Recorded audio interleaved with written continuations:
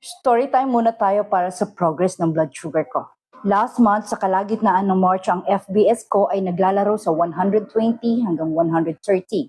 Ngayong kalagitnaan ng April ng 2026, ipapakita ko sa inyo kung ano ang naging resulta. FBS ko nitong April 12, nitong nagdaang Sunday lang ay 107. April 13, 115. April 14, 110. April 15, 108. April 16, kahapon lang to. Ito na ata ang pinaka naging mababang FBS ko for this week, 100. Nina naman, ang FBS ko ay 118. Kumain kasi ako kagabi ng fried chicken na merong coating. Pero no rice naman at ang terno niya ay scrambled eggs lang. Hindi ko ipagkakaila na oo, nagme-maintenance pa rin ako.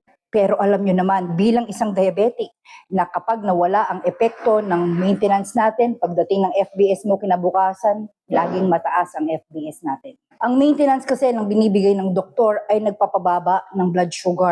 Pero yung sugar na pinababa niya ay paikot-ikot lang sa loob ng system natin. Bukod sa self-discipline, nakatulong din sa akin ang diabetes. Fenugreek, cinnamon, cloves, turmeric, ginger, chamomile, at marami pang iba. Bilang para sa diabetic, pwede rin siya sa bad cholesterol, high blood, liver, kidney, all in one sa isang bote na to. Na-flush out niya yung sobrang asukal o sugar ko sa katawan. Yung ibang mga kasabayan ko, ang bilis ng progress ng blood sugar nila.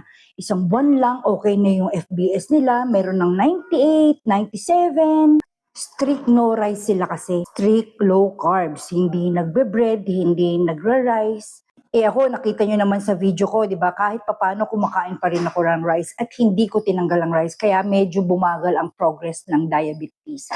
Sabi kasi ng dietitian ko is underweight daw ako. Height ko na 5'7", ay 54 kilos lang. Need kong mag-gain ng weight kahit hanggang 58 kilos lang. Kaya naman hindi ko matanggal-tanggal ang rice. Pero kahit na, even though na naging mabagal ang epekto sa akin ng diabetes, okay na, maganda naman ang naging progress. Yan lang muna ang share kong progress at improvement sa aking blood sugar. Ika nga happy life is a healthy life. Stay healthy mga kapatid.